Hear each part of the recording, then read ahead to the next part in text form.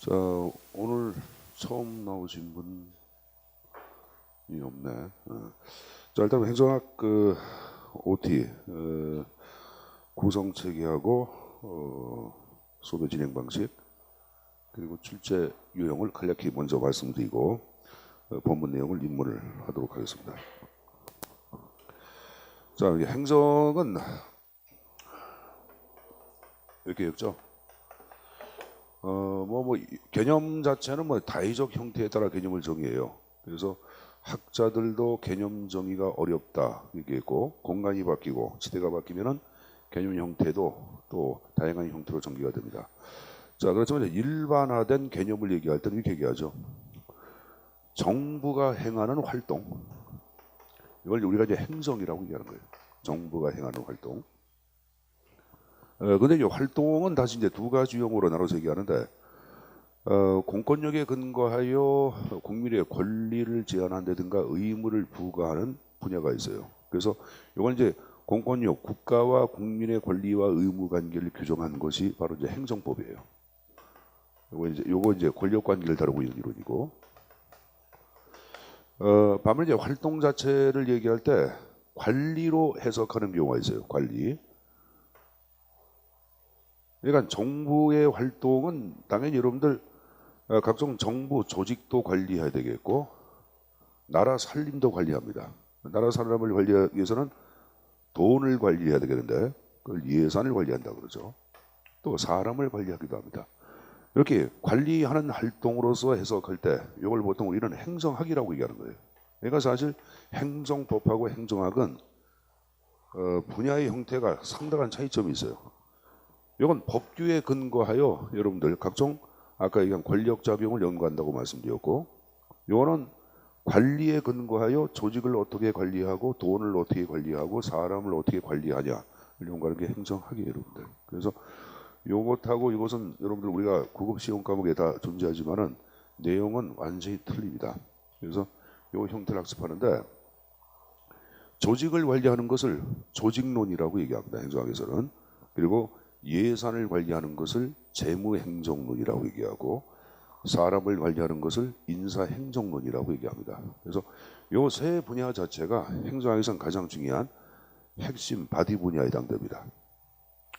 자, 우리가 이제 행정을 이렇게 얘기하지, 영어로 어드미니, 스트레이션 이렇게 얘기하는데 이걸 이제 관리라고 번역을 해요. 관리로 번역하는데 앞에 이제 요 비즈니스가 붙는 경우가 있어요.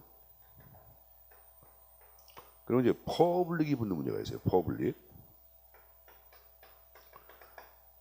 요 상단을 우리가 번역할 때는 요를 경영이라고 번역을 하죠. 경영. 사업을 관리한다 그런 말이에요. 하단에 공공이나 공익을 관리하는 것. 요걸 보통 우리가 이제 행정이라고 번역을 합니다. 행정으로. 여러분들 MBA 들어봤죠? 이게 마스터. 이건 이제 뭐 석사 학위를 이건 경영학 석사를 얘기할 때 마스터란 말을 쓰는 거고, 그 다음에 MPA라는 게 있어요. 이건 행정학 석사를 얘기할 때 MPA라는 말이 있어요. 그러니까 뭐 어쨌든 간에 둘 다 뭐로 파악하는 게야? 관리. 그럼 나 이걸 왜 얘기했냐 하면은 행정을 관리 현상으로 파악하는 이 세 분야들, 그러니까 조직이라든가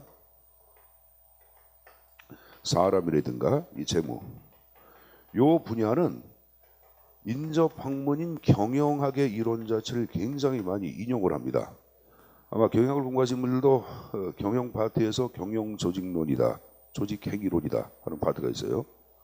그리고 지금 얘기한 사람을 관리하는 분야, 인사행정이라고 얘기하지만은 경영학에서는 인사관리라고 또 표현합니다. 요 행정학은 재무행정으로 표현하고 있지만 경영학에서는 재무관리란 말이 있어요. 그래서 요쪽은 경영학의 이론 자체가 대거 믹서가 돼가지고 세 분야의 형태가 구성이 된 거예요.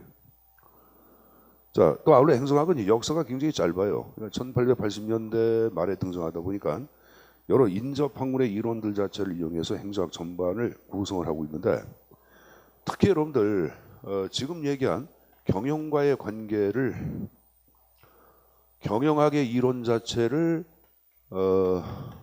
인용해서 만든 분야가 이 세 분야라고 한다면은 정치학의 이론 자체를 인용해서 만든 분야가 있어요.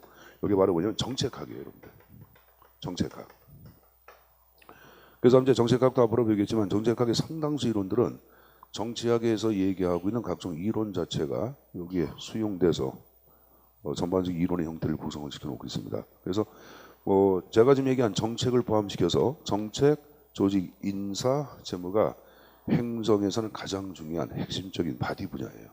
이게 가장 중요하다 그 표현입니다. 물론 이제 요 앞에 보통 이제 교재 목차를 적어놓는 것이 행정의 기초 이론이라고 하는 목차를 적어놔요. 기초 이론. 이걸 뭐 행정학 입문이라고도 얘기하고 행정학 총론이라고도 언급을 합니다. 그래서 요즘은 이제 행정을 바라보는 다양한 학자들의 견해 이런 시각들 중심으로 기초론이 만들어지고 있고, 자 보자. 정책을 여러분들 뭐 집행하고 평가하고, 조직을 관리하고 평가하고, 사람을 관리 평가하고, 돈을 관리 평가한 다음에 잘못된 점은 개선을 해야 합니다. 그걸 보통 우리는 환류라고 얘기합니다. 행정환류론. 행정환류론. 그래서 이것도 하나의 또 여러분들 전반적인 목차의 형태에 따라 구성을 시켜놨습니다. 별도로 이제 지방행정론을 뽑아서 정해놓고 있는데, 사실 과거에는 지방행정론 자체가 별도의 목차로 구성이 안 돼 있었어요.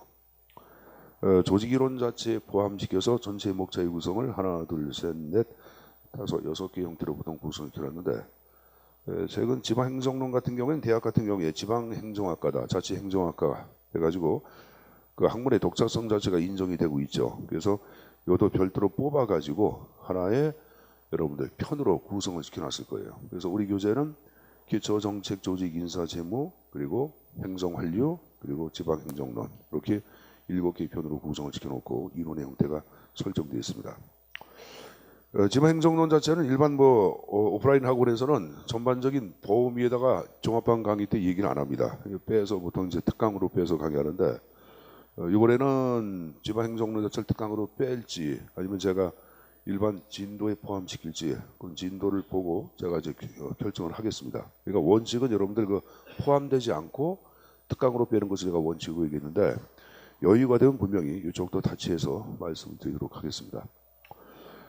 국가직 문제를 이제 20문제를 기준으로 한다 그러면은 기초 이론은 전체 문항의 형태에서 약 3문항에서 4문항, 정책론 3문항, 4문항, 조직이론 3문항, 4문항 정도, 많게는 5문항까지 나옵니다.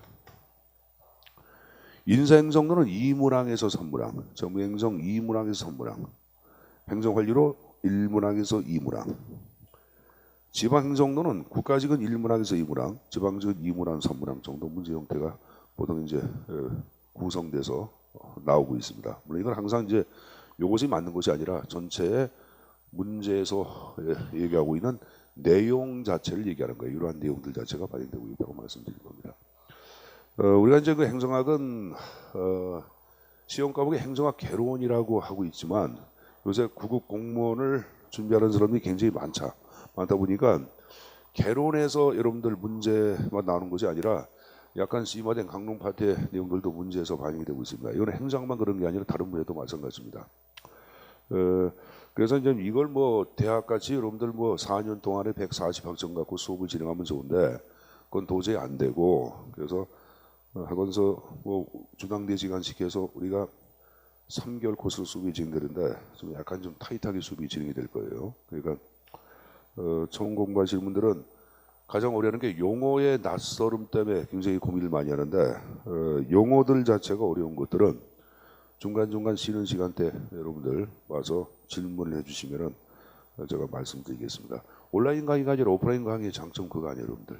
그러니까 선생님과 직접 얼굴 마주보고 해결할 수 있는 것들은 오프라인의 장점이니까 와서 여러분들 항상 질문하는 연습 하도록 하시고, 그리고 이제 행정학 수업 진행은 이론 강의가 끝나고 난 다음에 OX 퀴즈가 별도로 나갈 거예요. 나가는데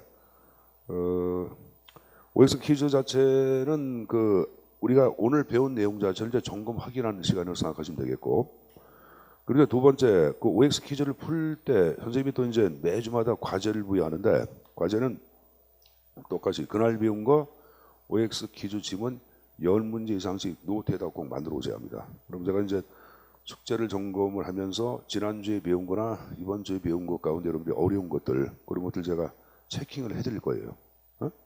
그렇게 할 테니까 꼭 숙제는 꼭 여러분들 해서 지문화 시켜서 가지고 오셔야 합니다. 그래야지 여러분들이 좀 체킹 좀 가능하면서 좀 오히려 그렇게 공부하는 것이 학습 효과가 크다고 하는 것이 요새 좀 많이 좀 발견되고 있습니다. 그래서 수업 자체를 이론을 어느 정도 진행하고 난 다음에 그렇게 수업을 진행한다고 말씀드린 겁니다.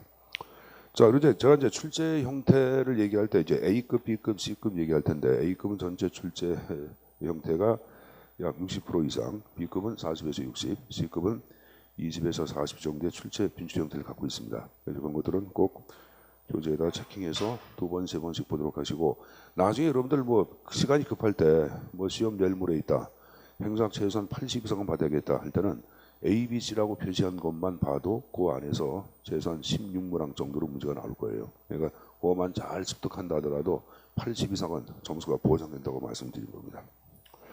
자, 그럼 이제 제가 수업의 진행 방식 그리고 행정학 구성체계 얘기했으니까 이제 바로 본문 내용으로 입문을 하도록 하겠습니다.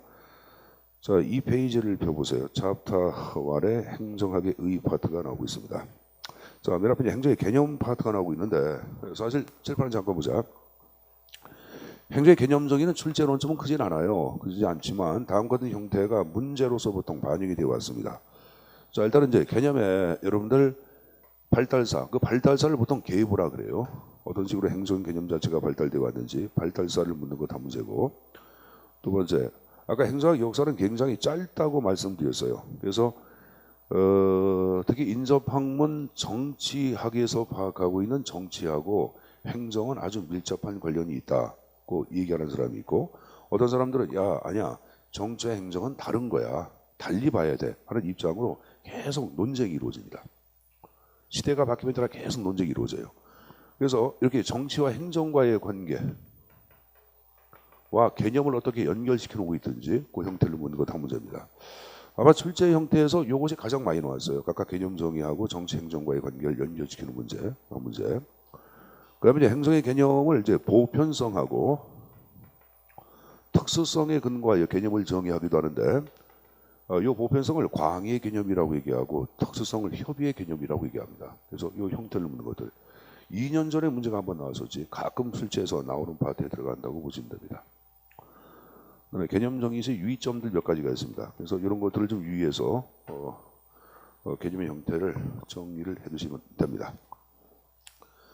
자, 그럼 여러분들 행정의 개념 파트부터 정리를 하도록 하겠는데, 일단은 그 행정학은 아까 잠깐 얘기했어요. 1880년대 후반에 우리가 배우는 행정학이라는 학문이 만들어집니다. 그래서 맨 처음에 행정이 도대체 뭐냐 하는 개념은 인접 사회과학에 의하여 먼저 제시가 되는데, 그게 두 가지의 물질기로 나눠서 얘기할 수 있어요. 하나는 법학의 관점에 따라서 행정의 개념을 정의하는 입장이 있고, 아니야 행정은 정치나 경영 논리에 따라서 개념을 이해해야 돼 하는 두 가지 입장으로 양분이 돼요.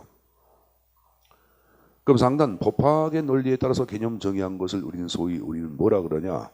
이름을 우리는 행정법학적 행정 개념이다 이렇게 얘기하고, 정치나 경영 논리에 따라서 개념 정의하고 있는 것을 우리는 행정학적 행정 개념이다라고 언급을 합니다. 그럼 현재 우리가 배우는 것은 행정법을 배워요, 행정학을 배워요? 학을 배우고 있죠. 이건 출제 안 나와요. 아마 여러분들 이제 그 행정법 시간에 아마 행정법 선생님한테 별도로 학습할 거예요. 그러니까 행정법을 하시는 분들은 그 형태에 따라서 그대로 정리하시면 됩니다. 우리는 법을 배우는 게 아니라 학을 배우기 때문에 이건 안 나온다고. 뭐 삼권분리, 공제설, 국가목적, 실현설 몇 가지 유형이 존재하는데 그건 행정법에서 보면 되겠고, 그 우리가 정리할 것은 바로 뭐냐? 요 행정학적 행정 개념 정의예요. 자, 그럼 행정학적 행정 개념 정의도 다시 두 가지 관점으로 다시 나눠서 봐야 돼. 뭐 지금 얘기한 식으로 어떨 경우에 행정의 색깔을 정치의 색깔로 보고 있는지, 또 어떨 경우에는 경영의 색깔로 보고 있는지 그 형태를 좀 구분해서 내용을 정리할 필요가 있습니다. 자, 근데 하나 유의할 것은 행정의 본질과 색깔을 정치로 볼 때는 행정의 성향 성질에는 경영이 없다고 파악해요. 또 행정의 색깔을 경영의 색깔로 파악할 때는 행정의 성향 성질에는 또 정치가 없다고 파악하죠. 양자는 서로 상반된 관점에 따라서 일단은 개념이 접근되고 있다는 것을 전제하겠습니다. 자, 그럼 먼저 정치부터 내용을 지금 보겠는데, 자, 우리 정치를 한자로 적으면 이렇게 적죠. 자, 이것의 의미는 두 가지가 있죠. 하나는 둥글둥글 어울린다. 둥글을 문방 그러잖아. 또 하나 채찍으로 때리다 하는 의미도 내포되어 있어요. 자, 이 말은 뭘까? 경우에 따라 서로 채찍으로 때리기도 하고 서로 싸움질하기도 하고 그러면서 경우에 따라 서로 둥글둥글 어울리면서 만나서 타협도 하고 대화도 하면서 그거 아니야. 멱살 잡고 싸움질하다가 만나서 술 먹고 대화도 하고 타협도 하고 그죠? 그 다음 앞에 발을 정자 바람직한 것을 구현하기 위한 통치 형태를 우리는 정치다라고 언급을 하죠. 그죠? 그러니까 모든 정치는 지금 얘기한 식으로 이렇게 발을 정자 바람직한 상태를 지향하는 것을 우리는 정치한다고 얘기하는 거예요. 유학의 공자나 맹자 같은 경우에도 인본주의다, 민본주의 정치 사상을 피력을 해야 하고 중세 때 토마스 모어 같은 경우에도 유토피아라는 저서를 토대로 평등이라고 하는 정치 사상의 구현을 강조합니다. 그래서 모든 정치는 궁극적으로 이렇게 바람직한 상태를 지향하는데 사회과학에서는 이렇게 바람직한 상태를 지향하는 것을 일명 뭐라 그러냐 학자들이 학술적 용어로 이렇게 정해놓고 있어요. 그걸 우리는 가치지향성이라고 하자 이렇게 여러분들 용어를 만들어내고 있어요. 가치지향성. 이 가치지향성을 이제 규범지향성 아니면 규범성이라고도 얘기합니다. 그래서 행정의 개념을 정의할 때 이렇게 바람직한 상태를 지향하는 쪽으로서 개념을 정의하고 있다 할 때는 행정의 색깔을 뭐로 본다? 정치로 본다. 선생님 무슨 말인지 잘 모르겠어요. 무슨 말이냐면은 행정이란 인간의 존엄성을 구현하기 위한 재활동 그럼 바람직한 상태를 지향해야 하네. 하지. 이럴 때는 여러분들 정치의 색깔로 행정을 이해하고 있는 게야. 별거 아니에요 여러분들. 행정이란 사회의 정의를 구현하기 위한 재활동 그럼 바람직한 상태를 지향해야 하네. 하죠. 이럴 때도 바로 뭐다? 정치의 색깔로서 행정을 이해하고 있다고 정리하시면 됩니다. 근데 사회과학에서는 이 가치지향성 의미가 두 가지가 있어요. 하나는 바람직한 상태를 지향하는 것도 가치지향성이라고 얘기하고 배우의 의도, 목적, 동기를 중시하는 것도 가치지향성이라고 언급을 합니다. 다시 한번 배우의 의도, 목적, 동기를 중시하는 것도 뭐라 그런다? 가치지향성. 자, 이러한 문장이 있다고 가정해 보자. 영수를 만나기 위해 어디 많이 나온 사람인데? 그러네. 영수를 만나기 위해 달려가는 순이. 자, 그럼 제가 영수를 만나기 위해 달려가는 순이. 요거를 1번, 요걸 2번이라고 얘기해 보자. 그럼 지금 얘기한 가치지향, 의도지향은 자, 순위 행동을 얘기할 때 순위가 달려가든 날아가든 바뀌든 그게 중요한 게 아니야. 누굴 만나기 위해? 영수를 만나기 위해. 요걸 강조한 것.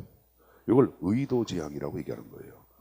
아, 사회과학의 가치지향은 의미가 두 가지가 있구나. 하나는 바람직한 상태를 지향하는 것도 가치지향성 그러고 배우의 의도, 목적, 동기를 중시하는 것도 뭐라 한다? 가치지향성이라 하는구나. 이렇게 행정을 이해할 때는 행정의 색깔을 뭐로 본다? 정치로 본다고 정리하시면 됩니다. 됐습니까? 자, 두 번째. 여러분 우리가 정치를 하는 가장 현실적인 목적은 정치는 왜 할까? 권력을 획득하기 위해서 정치하지. 그래서 마찬가지야. 행정현상을 어떤 권력 현상으로 이해하고 있다. 뭐 권력을 획득하기 위한 어떤 행위다 할 때도 정치의 시각으로서 행정을 이해한다고 정리하시면 됩니다. 자, 그리고 이제 앞으로 행정을 얘기하다 보면 이 정책 결정이란 말을 굉장히 많이 써. 그래서 이렇게 정책 결정 현상으로서 행정을 이해할 때는 행정의 시각을 정치로 파악한다고 생각하시면 됩니다. 선생님 정책 결정은 뭡니까? 쉽게 얘기하면 입법 활동이야. 입법 활동과 의결 활동을 우리는 정책 결정한다 그래. 정부의 예산안 자체를 국회에서 의결해야 해. 하죠. 그 예산 의결 이것도 정책 결정한다고 얘기하는 거야. 국회에서 각종 법률을 제정해야 해. 하죠. 그것도 정책 결정이야. 근데 가장 하여간에 일반화된 것은 하여간에 입법 활동이에요. 입법 활동. 그럼 여러분들 입법 활동은 물어보자. 본질적으로 입법부가 해, 행정부가 해. 원하는 입법부가 하는 거지. 그 당연한 거 아닙니까? 그러니까 입법부 아니야. 국회의원을 입법부 소속이라 그래, 행정부 소속이라 그래. 국회의원. 국회의원 당연히 입법부 소속이지. 국회의원으로 여러분들 입법부 소속이지. 머리를 확 뽑으니까 봐. 자, 여기 보자. 제가 입법부 소속이죠, 여러분들. 그리고 우리가 국회의원 보고 정치한다 그래, 행정한다 그래. 정치한다 그러지. 그럼 다 끝났네. 정책 결정은 입법 활동이고 입법 활동은 입법부가 하고 입법부의 국회의원은 정치를 하는 거니까 행정의 어떤 여러분들 그 본질을 정책 결정한다고 볼 때는 행정의 색깔을 물어본다? 정치로 본다고 정리하시면 됩니다. 물론 이거 외에도 여러 가지가 있지만 개념 정의와 직접 관련된 용어들은 이 세 가지 형태 정도만 가지고 가면 돼. 그래서 행정, 가치 지향성, 바람직한 상태를 지향한다. 배우의 의도, 목적, 동기를 중시한다. 이럴 때도 정치의 색깔로 이해하는구나. 두 번째, 권력 현상으로 파악하는 것도 정치구나. 그리고 세 번째, 입법 활동, 정책 결정하는 것도 바로 뭐다? 정치의 시각으로서 행정을 이해하고 있다. 자, 물어보자. 오늘 행정도 입법 활동 해야 안 해요? 하잖아. 명령, 시행령 만들고 규칙, 구령 만들잖아. 총기령 제정하고. 그러니까 이렇게 할 때는 정치와 같은 것으로서 행정을 이해한다고 정리하시면 됩니다. 자, 이건 이제 경영으로 보자.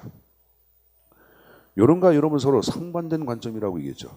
자, 그럼 이건 여러분 다 알 거예요. 사회 공부하면서 가치의 반대말 그럼 모르겠어요. 가치의 반대말. 사실. 그러니까 사실 현상으로 파악할 때 이때는 여러분들 경영의 색깔로 이해한다고 정리하시면 됩니다. 여기 보자. 영수를 만나기 위해 달려가는 순위. 자, 그러면 현재 눈에 보이는 사실 현상은 바로 뭐야? 달려가는 거. 뭐 영수를 만나든 철수를 만나든 그게 중요한 것이 아니라 현재 달려가는 거. 이게 사실 현상 아니야. 이걸 강조할 때는 행정의 색깔을 물어본다. 경영의 색깔로 본다. 아까 제가 경영이나 행정이나 어드미니스트레이션이라는 용어를 썼지. 그걸 보통 뭘로 번역을 했어요? 관리. 그러니까 여러분 행정도 물자를 관리하고 사람을 관리하고 조직을 관리한다. 이렇게 관리로 파악할 때는 행정의 색깔을 물어본다. 경영의 색깔로 본다고 정리하시면 됩니다. 물론 이거 외에도 여러 가지가 있지만 개념과 직접 관련돼서는 이 두 가지 용어만 숙지해서 가지고 가시면 됩니다. 자, 그럼 결론적으로 상단처럼 행정의 색깔을 정치로 볼 때는 본질적으로 정치와 행정은 본질적으로 뿌리가 같다 하여 이름을 정치행정 유니터리 일원론이라고 얘기합니다. 정치의 색깔과 행정의 색깔은 본질적으로 같다 해서 유니터리 일원론이란 말을 써. 정치행정 일원론. 이걸 제가 줄여서 정행 일원론 이렇게 적어놨는데 시험 문제에서는 정행 일원론 이렇게 안 나와. 정치행정 일원론 이렇게 나오지. 시험 문제 나올 때는. 그럼 하단으로 파악할 때는 그럼 뭘까? 경영으로 파악할 때는 정치와 행정은 같다 다르다? 다르다. 그럼 뭐가 되는 거야? 서로 분리해서 본다요. 정치 행정 이원론이란 말을 쓰고 있는 거예요. 됐어요? 자, 우리가 여러분 정부의 활동을 아까 퍼블릭이라는 단어가 붙었죠. 그래서 그걸 공행정이라고 번역을 해. 아까 여러분들 경영을 얘기할 때는 비즈니스가 붙었죠. 그래서 경영을 사행정이라 그래. 요 경영을.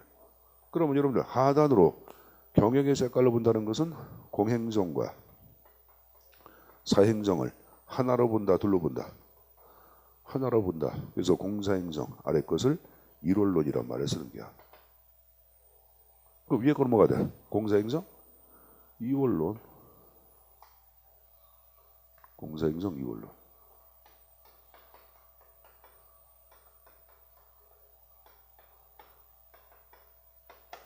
그러니까 정치행정 1이면 공사행정은 뭐가 되는 거야? 2가 되는 거고 정치행정 2가 되면 공사행정은 1이라고 할 수 있겠죠. 그러니까 이건 여러분들 칠판에 정리한 것은 이건 수학에서 얘기하는 공식과 거의 같아요. 여러분들. 근데 하나 유의할게.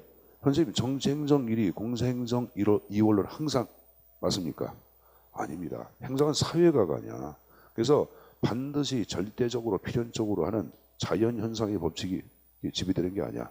예외가 있어. 그러니까 일반적 관점으로 얘기할 때는 정치행정 1이 공사행정 2지 한 90% 정도 10% 예외가 있습니다. 그건 나중에 수업을 진행하면서 말씀드릴 겁니다. 자, 근데 여기 보자. 아까 행정학 역사 짧다고 얘기했어요. 국내 행정학 자체가 본격적으로 연구된 것은 1970년대야. 그러면 대한민국의 행정학 역사는 길어 짧죠. 그리고 행정학의 발源지는 미국이야. 그래서 이제 국내에 있는 여러분들 많은 인재란 분들이 미국 가서 공부하고 미국 책을 번역해서 행정학 개론책을 만들어내. 그러니까 우리가 배우는 행정학 책 보면은 한국 사람 학자는 거의 안 나와.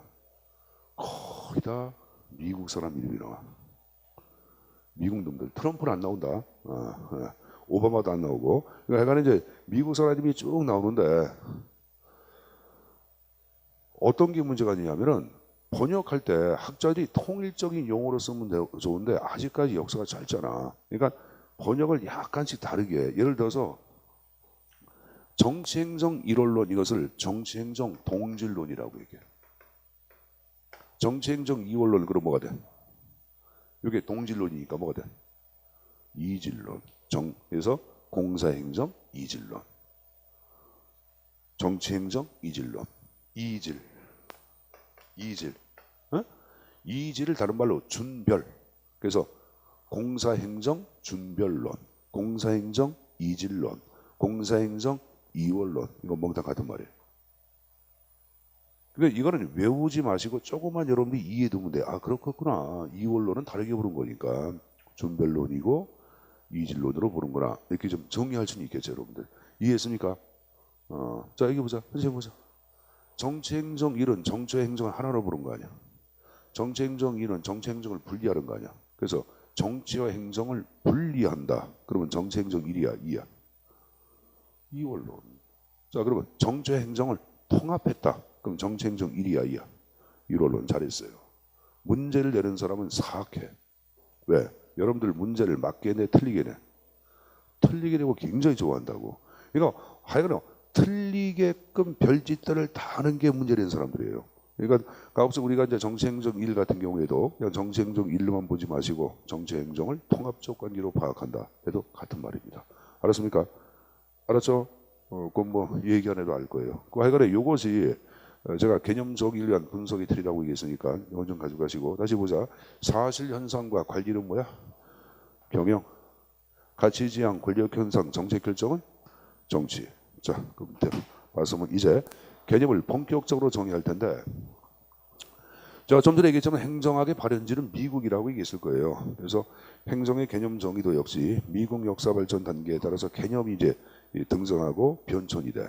그래서 미국 역사의 흐름을 간략하게 말씀드리면서 개념의 발달사를 말씀드리겠습니다. 자, 맨 앞에 1776년, 그다음에 1801년, 1829년, 그리고 1887년을 끌어보자. 안 적어도 다 교재 다 나오는 거니까 뭐 쭉 보면서 여러분들이 정말적인 흐름을 좀 이해주시면 됩니다. 자, 일단 이제 1776년부터 1801년도까지는 미국의 초대 재무성 장관을 지낸 해밀턴이라는 사람이 주장한 사상 자체가 주창되고 이걸 이름을 따서 해밀턴주의라 그래요, 여러분들. 이 해밀턴주의의 특징은 강력한 중앙집권이야. 초창기에 국가가 등장했다. 그럼 국가적인 차원에서 각종 기구가 제도가 정비되기 위해서는 강력한 힘을 갖고 있는 중앙정부의 창출이 요청이 될까 안 될까? 되겠죠. 그래서 강력한 중앙집권 사상으로 전개된 게 해밀턴주의다라고 언급을 합니다. 요 지금 얘기한 여러분 해밀턴주의의 중앙집권 사상을 해밀턴 연방주의라고도 얘기합니다. 내가 방금 전에 뭐라 했어요? 연방주의. 연방주의라고 얘기합니다. 자, 그다음에 1801년부터 29년까지 보자. 여러분 중앙집권 사상이 약 30년 동안 미국사를 지배해서 그 각종 문제점을 야기할까 안 할까? 하겠죠. 그럼 중앙집권의 반대말은 뭐야? 지방분권. 그래서 이 지방분권 사상 자체가 등장하는데 자, 미국의 독립선언서를 기초했고 미국의 이제 3대 대통령을 지낸 사람 여러분 저는 제퍼슨인데 제퍼슨을 여러분들 미국의 스미스라 그래요, 여러분들. 그러니까 여러분들 스미스의 사상 자체는 시장경제 논리를 강조한 사람 아니야. 그리고 스미스는 시장경제를 토대로 국가라고 하는 절대 왕정을 불신하잖아. 불신하죠. 그래서 강력한 힘을 갖고 있는 큰 정부를 불신하고 정부야 너는 작아져라 작아져라. 작은 정부가 가장 아름답고 최선의 정부다 라고 얘기한 게 스미스고 스미스의 국부론 이론을 미국이라는 공간으로 이동해서 얘기한 인물이 바로 누구냐? 제퍼슨이야. 그래서 이 제퍼슨 사상 자체를 지방분권 사상이라고 언급을 합니다. 자, 제가 제퍼슨 사상을 지방분권 사상 그랬죠. 요게 여러분들 올해 시험 문제 나왔었죠? 올해 7급 문제. 예, 요게 이제 제퍼슨주의를 묻는 게 또 출제해 나왔었어요. 자, 그다음에 1829년부터 1887년까지는 자, 미개제 7대 대통령을 지낸 잭슨의 사상이 주창되고 지배하는데 그걸 잭슨주의라고 그러죠. 요 잭슨주의를 일명 우리는 뭐라 그래요? 엽관주의란 말을 씁니다. 엽관주의. 엽관은 영어로 이제 스포일즈란 말을 써. 이걸 이제 번역하면 여러분들이 전리품으로 보통 번역을 해. 이건 뭐냐면 엽총의 방아쇠를 당기면 사냥감이 노익이 되죠. 그것이 엽관이야, 오락은. 엽총의 방아쇠를 당겨서 노획된 사냥감, 그게 엽관이에요. 그러니까 여러분들 마찬가지죠. 전쟁에서 승리한 자가 획득한 노획물을 뭐라 그래요? 전리품이라 그러죠. 그래서 오늘날은 전리품 이꼬로 엽관이란 말을 써. 그러니까 여기서 파악한 엽관은 전리품주의야. 그럼 왜 잭슨의 사상을 엽관 전리품주의란 말을 썼냐? 자, 미국 제 5대 먼로 대통령 때 대통령 임기 4년법이 법제화됩니다. 그럼 4년에 한 번씩 정치 권력이 변동될 때마다 새롭게 선거에 승리한 집권 정당이 있을까 없을까? 있겠죠, 여러분들. 이 집권 정당한테 공직의 임명권을 주자고 얘기한 게 잭슨이야. 그러면 공직은 선거라는 전쟁에 승리한 집권당의 전리품 엽관이라고 할 수가 있어 없어? 있죠. 다시 보자. 공직은 선거라는 전쟁에 승리한 집권당의 전리품 엽관이라고 할 수 있다. 그래서 엽관주의다 이런 말을 쓰는 거예요, 여러분들. 엽관주의는 나중에 인사행정 때 자세히 학습을 합니다. 그리고 이것도 마찬가지로 장점도 있고 또 단점도 있겠죠. 여기서 제가 이제 단점 두 가지만 얘기하겠는데, 자, 하나는 뭐냐면은 공직 임명권을 집권당이 갖다 보니까 공금을 유용 또는 횡령해서 집권당의 정치 자금으로 쓰는 사태가 비일비재하게 발생해. 이 말은 뭘까? 행정의 부패가 만연이다. 자, 또 하나, 우리가 공무원은 궁극적으로 누굴 위한 게야? 국민을 위한 거지. 지금 얘기한 엽관주의는 공무원이 국민을 위한 공복자가 아니라 특정 집권당, 정당의 사냥개 사병으로 전락해버렸어요. 전락해버렸어요. 진정한 국민을 위한 위민 행정 확보를 어렵게 합니다. 국민을 위한다 그런 말이야. 이 등등등등의 문제점을 이야기합니다. 그래서 안 되겠다 하여 자 1887년도 당시 프레스턴 대학의 정치학과 교수로 있었던 우드로 윌슨이라는 사람이 있어요. 이 사람은 소위 행정의 연구라는 이건 아티클이야. 논문을 발표합니다. 그리고 여기서 다음과 같이 행정에 대한 개념을 최초로 언급하는데 그 최초로 언급된 개념 자체를 우리는 뭐라 그러냐? 이름을 행정관리설이다라고 언급을 해요, 여러분들. 그럼 행정관리설 자체를 이제 최초로 개념 정의한 게 이제 윌슨인데, 그럼 여기서 행정을 다음과 같이 얘기하지? 행정은 집권당 정치로부터 영향을 받지 않는 고유하고 독자적인 영역이 있다. 그 영역은 다름 아닌 국가 사무를 관리하는 사무의 영역이다라고 언급을 합니다. 다시 한번, 행정은 정치 집권당으로부터 영향을 받지 않고 스스로 고유로 관리하는 분야가 있다. 그 관리하는 분야는 다름 아닌 뭐다? 국가 사무를 관리하는 사무의 영역이다라고 언급을 하고, 여기에 근거한 최초의 개념 정의가 바로 뭐다? 행정관리설이에요. 그 행정관리설은 이제 개념을 한번 정의해보자. 그럼 행정은 바로 뭐다? 사무를 관리하는 게 행정이다 그 말이에요. 이때 사무는 당연히 무슨 사무? 국가사무. 국가사무를 좀 바꿔서 공공사무. 상관없어요. 공공사무를 관리하는 것이 행정이다 이렇게 파악하는 거예요.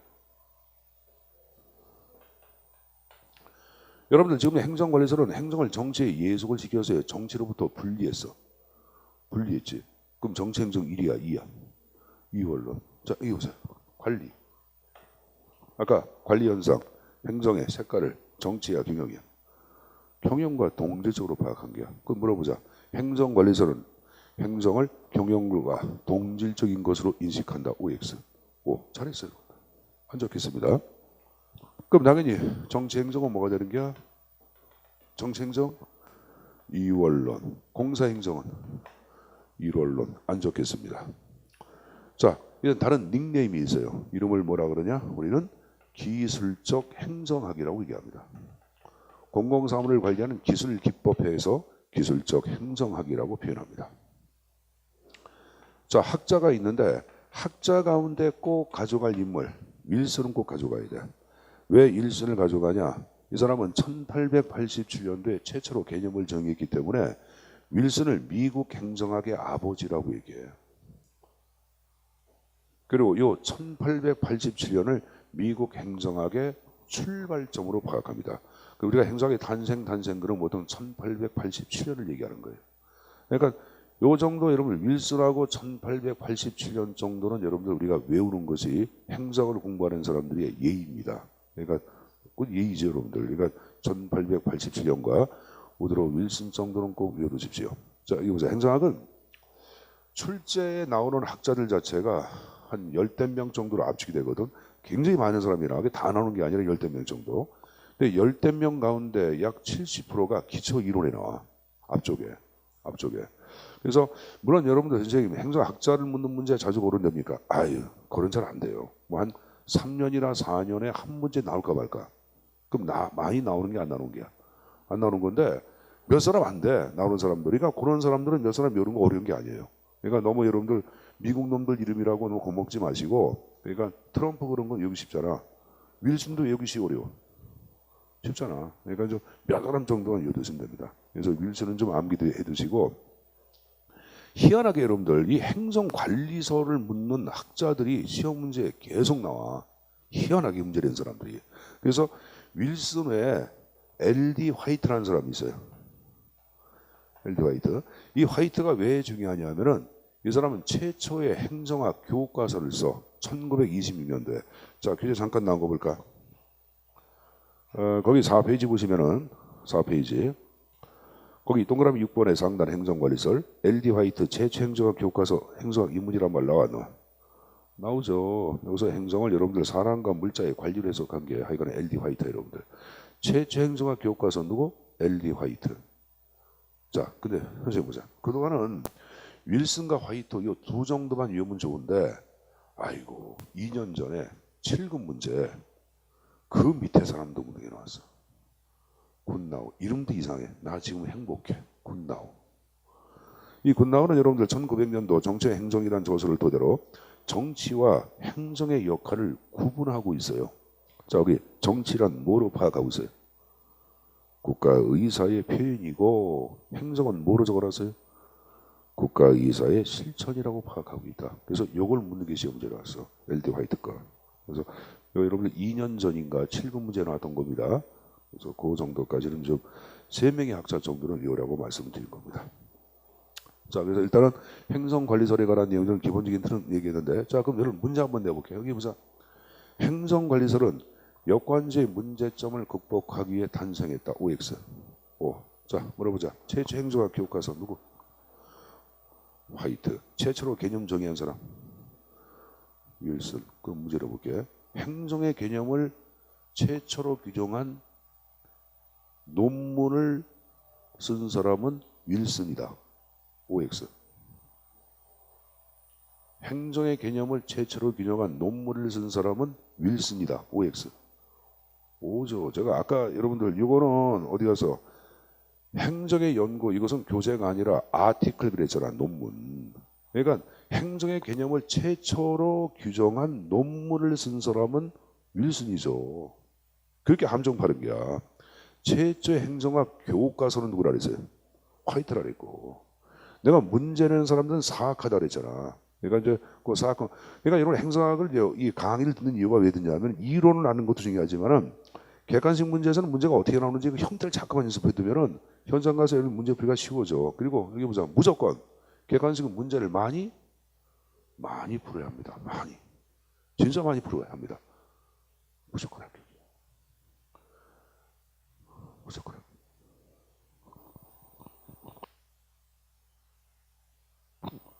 끄고 얘기할게요.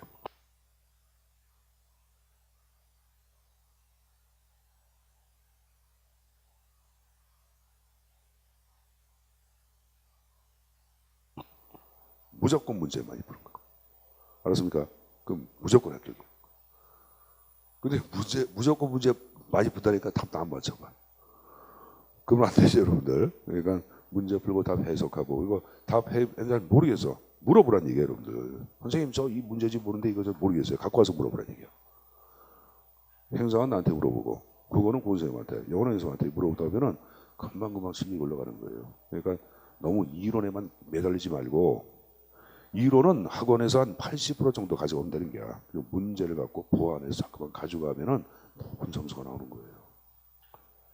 지금 여러분들이 선생님이 촬영하고 있기 때문에 더 좋은 비법을 얘기해 주려고 그랬는데도 저 촬영 때문에 못하겠어요. 이건 우리만 알아야지 다른 사람이 알면 안 되잖아. 그래서 그런 것도 있는 거다. 자, 하여간 어쨌든 간에 요거 3명의 학자 정도는 정리되라고 말씀드렸고, 자, 그 다음에 이번에 이제 1930년대 등장한 또 하나의 개념정의가 있습니다. 이때 등장한 것이 바로 뭐다?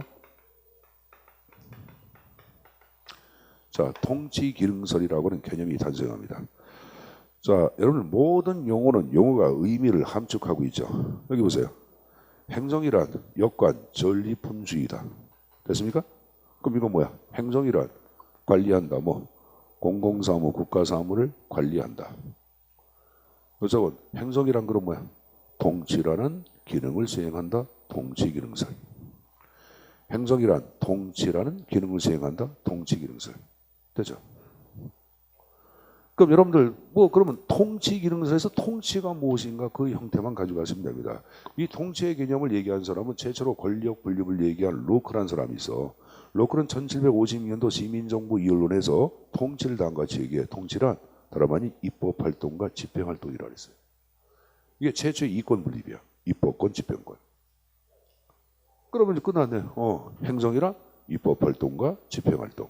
그 아까 입법활동은 뭐라 그랬어요? 아까 정책 결정, 말로 바꾸면 돼. 행정이란 정책을 결정하고 결정된 정책을 집행하는 기능을 수행한다. 통치기능설. 됐죠?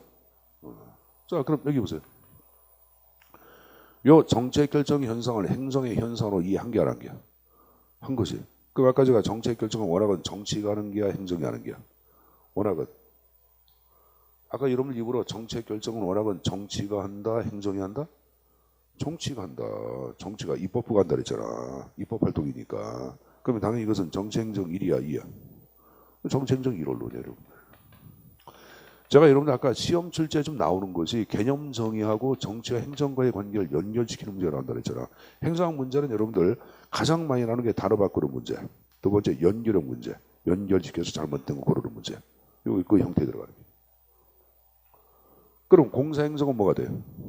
이원론 안 적겠습니다. 그다음에 자 다른 닉네임이 있어요. 이름을 기능적 행정학이라고 얘기합니다. 기능적 행정학. 자 그리고 통치능설 대표는 학자. 여러분 우리 교재 2사람 나왔는데 한 사람 정도만 가져가자. 나온 적은 없지만 그래도 예의니까 사과비, 애플비. 우리 교재 이제 애플비하고 여러분들 마샬 디모 2사람 나올게요. 근데 애플비 정도만 좀 외워두세요, 여러분들. 애플비 정도만. 알았습니까? 행정을 그냥 정책 형성으로 파악해. 정책 형성이 정책 결정이야. 여러분 얘기하는데 그냥 애플비 학자만 좀 외우더라고. 자 여기 보세요, 여러분들. 자 여기 보자. 여러분 1930년대 그러면 떠오르는 게 있어요. 뭐가 떠올라요? 경제공황. 이 공황 이후에 복잡한 사회 문제가 노정이 되고 행정에 대한 국민의 수요가 폭발적으로 증가를 하지. 그럼 행정부가 국민 요구에 보다 민감하게 반응하기 위해서는 행정에 많은 재량권이 있어야 돼. 그래서 이제 입법부가 담당했던 입법활동도 이제 누가 하는 거야? 행정이 하기 시작한 거야. 이때 나온 게 여러분들 명령이다, 시행령, 대통령령 이런 것들, 부령이다, 총리령 이때 만들어지는 거야. 그러면 제가 방금 전에 행정부가 재량권이 강화되고 이때부터 행정이 정책 결정을 했다고 얘기했잖아. 그럼 행정부가 힘이 셌을 때 등장한 게 바로 뭐냐? 통치능설이야. 행정부가 힘이 센 국가를 무슨 국가라 그래? 1번 입법국가, 2번 행정국가. 행정국가. 입법부가 힘이 센 국가를 뭐라 그래? 그걸 입법국가야. 입법부는 언제 힘이 세? 자, 1798년도, 1789년도 프랑스 대혁명 이후에 절대 왕정 체제가 시민혁명에서 무너지잖아. 그리고 시민들은 그들의 의사를 대신할 목적으로 이제 의회를 구성하고 이 의회가 이 절대 왕정이 갖고 있는 여러분들 국적을 장악합니다. 이때 등장 강력한 의회국가, 입법국가 탄생하면 19세기에서 뭐라 한다? 입법국가란 말을 쓰는 거예요, 여러분들. 근데 30년대 입법국가를 바탕으로 된 시장경제가 완전히 무너져. 스미스는 자신의 시장경제가 아주 똑똑하다 그랬어요. 똑똑해요. 그러니까 정부가 시장에 개입할 수가 없다고 파악했어. 근데 이 입법부가 주관했던 시장경제가 완전히 병신경제로 바뀌어. 병신경제가 돼버려. 그러니까 여러분들 국민들이 그러면 이제 의회를 믿어 못 믿어? 못 믿어. 그러니까 의회 이 짜스는 너 못 믿겠어. 그러니까 대신 누구한테? 행정부한테 거꾸로 간 거야. 행정부, 우리 의회 믿을 수가 없어. 네가 대신 우리 역할 좀 해줘. 그래서 30년대 그래서 행정국가가 탄생하는 거예요. 알았죠? 19세기를 의회국가, 입법국가, 그리고 이런 의회국가, 입법국가의 불신을 가져온 것이 공황이고, 공황 이후에 행정국가의 대두와 함께 탄생한 개념적이가 바로 뭐다? 통치기능설이에요. 그래서 이제 입법부가 담당했던 입법활동도 행정이 담당했다고 표현이에요. 그래서 여기 하나 적어가는 게 뭘 적냐? 행정국가 등장과 함께 탄생한 개념성이 바로 뭐다? 통치기능설 이렇게 적는 거예요, 여러분들. 알았습니까? 자, 그래서 요 정도는 좀 숙지해서 가져가시고, 자, 그다음 넘겨서 여기 보자. 말 나온 김에 아까 사실현상은 정치야 경영이야? 경영이라 그랬다. 경영이라 그랬다. 이거 지우겠습니다.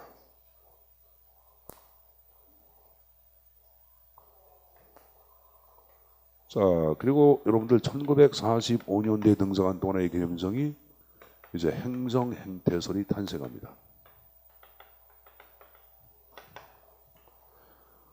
일단 행정행태설은 하버트 사이먼. 자, 이 사이먼을 중심으로 행태론을 만든 사람들을 카네기 학파라 그래. 이들 카네기 들어봤죠?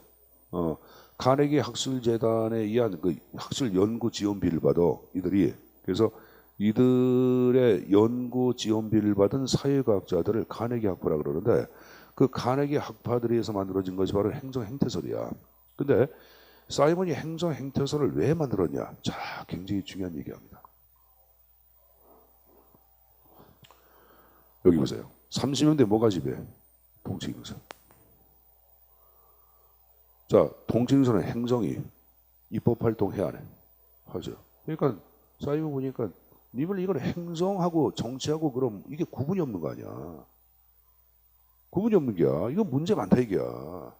굳이 행정을 왜 만들어냈냐 이게야. 그래서 이건 좀 문제가 많다. 그러면 이제 행정은 행정의 색깔을 가져야 안 가져야 돼? 정치와 다른 행정의 색깔을 가져야 합니다. 정치와 다른 행정의 색깔을 만들기 위해서 만든 게 행정행태설이야. 그럼 물어보자. 이것은 그럼 정치로부터 행정을 분리한 게야? 행정을 정치와 동일하게 파악한 게야? 분리한 거죠. 분리한 거죠. 그렇죠? 그럼 정치 행정 1이야 2야? 자, 그럼 미리 적겠습니다. 여러분 입으로 분명히 정치 행정 이원론이라 그랬어요. 이원론이에요.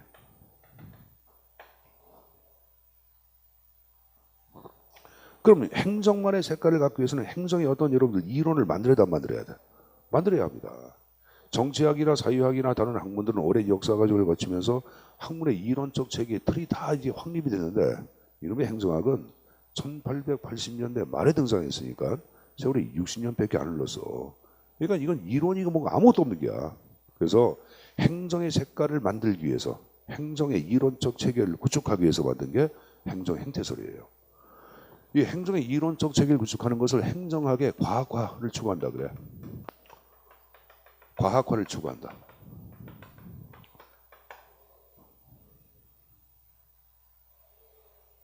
자, 근데 하나 유의할 게 있어요. 자, 중요한 얘기 하나만 더. 선생님 보세요. 45년도 그럼 뭐가 떠올라? 전쟁, 대전이 종료된 거 아니야. 그럼 30년대 공황, 40년대 2차 대전 이후에 모든 국가들 기능은 망가져 안 망가져? 망가집니다. 정부에 대한 국민의 수요가 폭발적으로 증가할까 안 할까? 증가합니다. 그럼 사이먼 역시 행정이 입법 활동할 수 있다. 그걸 인정을 해. 근데 사이먼은 이런 얘기해. 근데 입법 활동은 원하는 행정계 아니야. 그건 정치 거지. 정치에서 하는 거지 행정권 아니야 이렇게 얘기합니다. 당시의 상황에서 행정은 정책 결정을 할 수 있다는 걸 인정을 하지만, 그 정책 결정하는 것은 그것은 정치학에 들어가는 거지 행정학의 영역은 아니라고 파악해. 그래서 이걸 어떻게 얘기하냐면은 사이먼은 행정의 정책 결정 기능을 인정을 했다. 그렇지만 이론적 체계를 구축하기 위해서 연구 대상에서 제외했다 이런 말을 써요. 참 어려운 표현인데 이게 출제했더만 안 나와. 이게 나오면 여러분들 한 60%가 틀려. 자, 이렇게 얘기했어요. 사이먼의 행정 행태서는 행정의 정책 결정 기능을 부정한 것은 아니라 뭐라 했어요? 연구 대상에서 제외했다. 이렇게 가져갈 거예요. 알았습니까? 내가 여러분들 정책 결정 기능을 부정한 것이 아니라 연구 대상에서 제외했다 이렇게 얘기해서 여러분들 이거 좀 숙지해서 가져가야 돼. 여기 그래서 뭐 형식 뭐 실질적 뭐 나눠서 얘기하는데 그건 나중에 얘기할게. 일단은 이렇게 좀 보시고 자, 세 번째 또 하나 중요한 거. 이 행정학의 이론적 체계를 구축하는 것을 제가 과학한다 그랬어요. 그 이렇게 이론적 체계를 구축하기 위해서 사이먼이 그다음 인용한 게 있어요. 뭘 인용하냐? 소위 자연과학적 방법론을 인용합니다.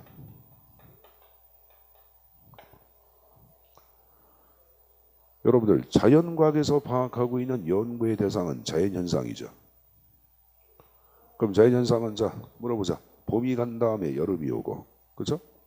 물은 위에서 아래로 낙하되죠. 그럼 사실상 이러이러하다는 사실의 법칙이야? 당위의 법칙, 가치의 법칙이야? 사실의 법칙이죠. 사실의 법칙이야. 그래서 사이먼도 요 자연과학처럼 행정학의 이론적 체계를 구축하기 위해서는 연구 대상이 사실의 법칙의 지배를 받는 것을 연구 대상으로 삼자고 얘기한 게 사이먼이야. 그걸 뭐라 그러냐면은 여기 제목이 뭐야? 행정, 행태소라냐? 그 연구 대상을 공무원들이 현재 공유하고 있는 사실의 행태, 그걸 연구 대상으로 삼아서 이론적 체계를 구축하자고 파악한 게 사이먼이야. 여러분 공무원들 동사무소 가면 여러분들 대부분 사람들이 뭐 시간대 규칙 근무태도를 공유하고 있다. 또 법규에 근거하여 여러분들 행정을 엄격하게 뭐 여러분들 시행하는 것을 공유하고 있다. 뭐 공유하는 모습이 있을까 없을까? 있겠죠. 그럼 제가 이게 보자. 시간대 규칙 근무태도를 공유하고 있고 법규 만능주의를 공유하고 있고 독선적인 행태를 공유하고 있고 그럼 이런 것들은 긍정이야 부정이야? 부정이야. 그럼 이걸 묶어서 이론을 만드는 거야. 묶어서 이론, 행정의 역, 기능, 행정의 부작용 이런 식으로 여러분들 이론을 만드는 거예요. 거꾸로 마찬가지 동사무소 가니까 공무원들이 친절하게 국민들과 상담을 한다. 좋은 점이야 나쁜 점이야? 좋은 점. 그럼 공유하는 좋은 점 묶어서 행정의 순기능. 이해했어요? 그럼 다시 앞에 묶으면 행정의 제기능 이런 식으로. 이걸 이론을 구축하는 걸 얘기해요. 요 이론 구축은 나중에 자세히 또 학습을 할 거야. 그러니까 일단은 지금은 맛만 보자고. 그럼 여기 보자. 사실현상으로 파했잖아. 사실현상. 아까 사실현상은 행정을 정치야 경영이야. 경영. 그러니까 정치행정 이원론이고 공사행정은 이론론이 돼야 되겠죠. 근데 이쪽에 이원론 나와서 안 나왔어? 나왔죠. 이거랑 구분하기 위해 신자를 붙이기도 하고 신자를 빼기도 합니다. 정치행정 신이원론. 신을 새 이원론에도 상관이 없습니다. 같은 말입니다. 알았습니까? 요 행태서는 굉장히 중요한데 봐봐. 행정의 과학화를 추구한다. 행정의 정책 결정 기능을 부정한 것이 아니라 연구 대상에서 제외한다. 그죠? 정치행정 신이원론이다. 자연과학적 방법론을 인용했다. 연구 대상 사실현상이다. 용어들 좀 낯설잖아. 그래서 시험 문제가 나오는 거예요. 이것도 숙제에서 가져갈 거야. 알았습니까?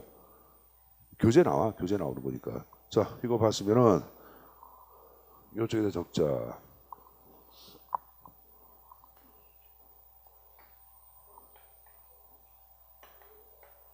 자, 1960년대 이후에 등장한 또 하나의 개념정의가 있어요. 그게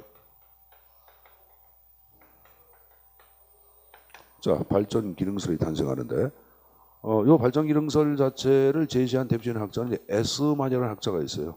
엑스맨 사촌이야. 에스맨. 남한산성 영화 봤습니까? 선생님 그걸 아직 못 봤는데 김문희 쓴 남한선 선생님 소설책을 읽었어. 근데 그 내용 자체가 원본이랬다며.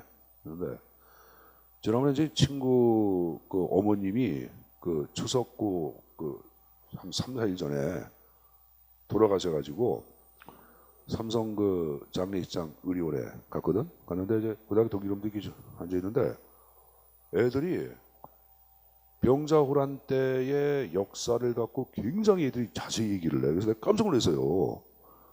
선생님이 여러분들 그래 한국사는 좀 아는 편인데 인물 하나하나 다 얘기하면서 굉장히 세밀하게 나 잘 모르는 사람도 막 얘기하죠. 야, 이렇게 야마 니를 어떻게 기분 잘하니까 우리 공부 많이 했대. 그래서 저희들끼리 그러니까 막 웃더니 영화 봤대. 남한산성. 그러니까 그 남한산성 영화 잘 됐나 봐. 그 애들 자체가 이제 그 용어 하나하나 뭐 주화파도 알고 뭐좀 최명길도 알고 막 그러더라. 그래서 깜짝 놀랐어요. 야, 이 똑똑한 애들이 여기 앉아 있네 이렇게 생각했거든요. 근데 여러분들도 저 머리 식힐 겸 한번 가서 보고 와. 남한산성. 그럼 국사 공부 되잖아. 국사책하고 한만 해도 안 외우지만 영화 보면 머릿속에 남아. 남잖아 여러분들. 이게 참 희한하지 않아? 그러니까 한 번 정도 교재 갖고 병자호란 그 전후 인조 때 남한산성 자체의 과정 자체를 한번 좀 보고 가서 영화 보면은 아마 그쪽 계통의 시험제 나오면 틀리진 않을 것 같아요 여러분들. 한번 갔다 오세요. 갔다 오셔가지고 머리 식힐 겸 공부하는 거 아니야. 공부. 얼굴 거룩한 표정 좀 그만 좀 짓고. 얼굴이 여러분들 추석 끝나고 나오니까 표정이 다 거룩해졌어. 왜 그래? 여러분들 얼굴에서 윤기가 나고 막 빛이 나야지.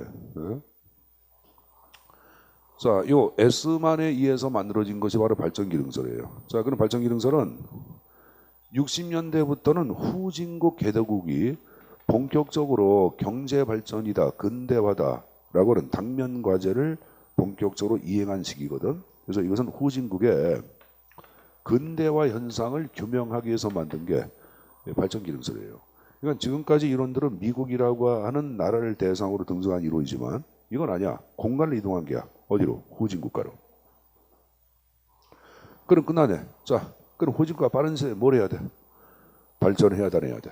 그래서 야, 행정이란 발전이라고 하는 기능을 시행하는구나. 발전기능설. 끝.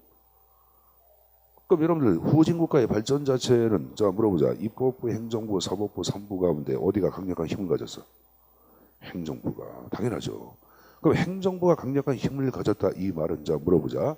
행정이 당연히 정책 결정한다 안 한다? 한다 그런 말이에요. 그래서 앞에 행정이 정책 결정하겠죠. 그 다음에 결정된 정책을 그 다음 집행할까 안 할까? 하겠죠. 이게 정책 결정과 집행만 적어놓으면은 앞에서 얘기한 통치기능설과 너무 같은 것 같아. 너무 같잖아 여러분들. 그럼 차이점이 있어야 돼 없어야 돼? 있어야 되겠지. 그래서 하나 더 들어가는 게 나중에 배울 텐데 이 발전은 자연적인 변화라는 말 안 써. 영어로 development란 말 쓰거든. 그럼 이걸 요거 이제 영어 시간에 배울 때 발전으로도 번역을 하고 또 뭐라고 번역을 해? 가장 많이 쓰는 거. 그죠? 개발. 개발은 자연적인 변화야. 사람의 인공의 노력이 반영이 돼. 그래서 이걸 뭐냐냐? 계획에 근거한 변화라 그래. 계획된 변화. 그래서 꼭 들어가는 게 이거야. 기획. 변화를 위한 기획을 담당하는 것이 행정이다. 이걸 하나 더 추가시켜 놓고 있어요. 자, 해가래 그러면 이러면 정책 결정 현상도 행정의 현상으로 파악했으니까 당연히 정치 행정 1이야 2야. 정치 행정 1월론이죠. 공사 행정은 2월론이죠. 안 적겠습니다. 이거 나중에 여러분들 우리가 발전 행정론이라는 거 있어. 접근 방법. 그때 자세히 또 학습을 해. 지금은 이렇게 발전 기능설이 무엇인가 요 정도만 좁혀서 가지고 가시고. 자, 우리가 여기서 선생님이 팁 하나 줄게. 행정학을 공부할 때 기능이란 말을 강조하잖아. 그럼 다 큰 정보야. 거의 다. 큰 정보. 그럼 큰 정보란 말은 행정의 힘이 센 게 약한 거야. 센 거니까 입법 활동도 행정이 한다. 통치 기능설. 그럼 정치 행정 1이야 2야. 1. 발전 기능설. 정치 행정 1이야 2야. 1. 기능이란 말을 강조할 때는 큰 정보가 되는 거고 이때는 거의 다 정치 행정 1이구나 하는 보이지 않는 규칙을 만들어 가자고. 알았습니까? 이건 여러분들 뭐 행정학의 이 이론 자체를 뭐 설명하는 것이 아니라 그냥 보이지 않는 규칙을 제가 말씀드린 거예요, 여러분들. 여기 숙제에서 내용을 가져가십시오. 자, 그래서 지금 얘기한 요 네 가지의 형태가 개념을 대표하는 것들이에요. 물론 우리 교재는 이거 외에 정책과 기능설, 신공공관리론, 신국정관리론까지 소개되고 있는데 뭐 정책과 기능설은 시험 문제는 안 나올 테고 다른 두 가지 형태는 거버넌스 이론이라고 하는 제목하에 또 뒤에서 학습을 합니다. 자, 그럼 교재 4페이지 보세요. 4페이지 맨 위에 행정관리설 나온 거 보자. 행정을 공공사무의 관리라는 사회적 기술의 과정 내지 체계로 인식한다. 그죠? 행정을 경영과 동질적으로 파악한다. 3번에 기술적 행정 얘기했죠. 4번 정치행정 이원론 얘기했고 아까 역관지의 폐단 극복 얘기해서 했죠. 정치로부터 행정을 분리했지. 정치로부터 행정의 독자적 영역을 구축하는 것 행정관리설. 됐습니까? 윌슨 가져가야 되겠죠. 최초 행정학 교과서 화이트 얘기했죠. 정치는 국가에서의 표현, 행정은 국가에서의 실천. 나 지금 행복해 누구? 굿나우. 요 세 사람 정도로 머릿속에 외우더라고 말씀드렸고, 자, 통치기능설, 행정을 정책 결정과 집행한다. 정치행정 1이야 2야. 1원론 기능적 행정학 얘기했죠. 행정국가의 대도와 함께 탄생했다고 얘기했어요. 행정행태설 사이먼이 만들었죠. 자, 행정학의 이론적 체계 구축, 과학화를 추구하기에 등장했다. 그래서 일단은 정치와 행정을 분리했다 안 했다? 했다. 단 행정의 정책 결정을 부정한 것은 아니라 연구 대상에서 제외했다. 자연과학적 방법론을 인용했다까지 얘기했을 거예요, 여러분들. 자, 후진국가의 행정현상 뭡니까? 발전기능설. 자, 기능자가 들어가면 큰 정부야, 작은 정부야? 큰 정부라고 얘기했을 거예요, 여러분들. 정책을 결정하고 집행하고 또 하나 뭐가 들어가? 기획의 기능을 수행하는 것이 행정이다까지 얘기했을 겁니다. 알았습니까? 자, 거기 들어보세요. 선생님 보세요. 교재 보지 마시고. 역관지 폐해를 극복하기 위한 개념 정의 뭡니까? 행정관리설, 행정국가의 대도와 함께 탄생한 개념 정의, 통치기능설, 행정학의 과학화, 행정행태설, 후진국의 근대화, 발전기능설. 어려운 게 아닌데. 자, 거기 들어보자. 행정국가의 대도, 통치기능설, 행정행태설이야. 진짜. 자, 여기 보자. 행정국가의 대도, 통치기능설, 역관지 폐해 극복, 행정관리설, 행정학의 과학화, 행정행태설, 개도국의 행정현상, 발전기능설. 자, 여러분들 중앙집권사상 누구? 해밀턴, 지방분권, 제퍼슨 사상을 제퍼슨 자유주의라고 얘기해. 자유주의. 자, 여러분 물어보자. 여러분들 역관주의 누굴까요? 잭슨주의라고까지 얘기했어요. 그 형태까지 내용 가져가시고. 자, 그럼 개념이 제가 변천사란 다 얘기했는데 다시 앞페이지 잠깐 넘겨보자.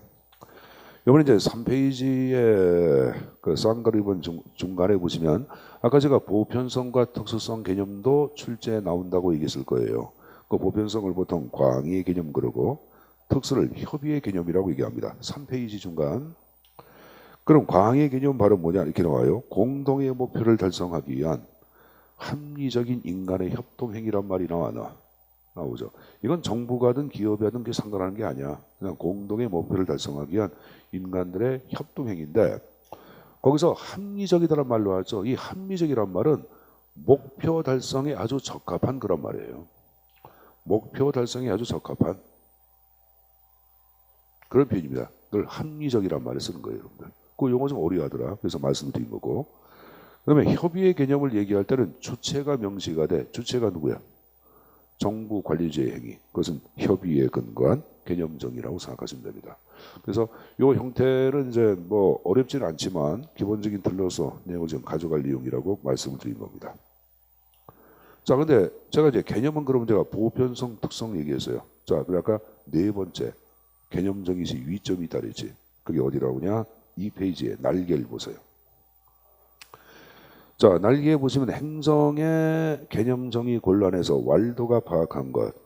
폴스토프 두 사람이 나오는데 폴스토프는 행정학에 나오는 것이 아니라 행정법학자입니다. 그래서 행정법에 나와. 그래서 우리가 가져갈 것은 왈도 정도만 가져가시면 됩니다. 자, 왈도는 이런 얘기하죠. 행정에 대하여 한 문장 또는 한 절로 정의를 내렸다. 그럼 지적인 자극이나 각성보다는 뭘 처리한다? 지적 마비 처리란 말 나오죠. 너무 기니까 한 문장으로 정의, 지적 마비 처리. 됐습니까? 왈왈 도구, 개새끼한테 물리면 마비가 와 안 와?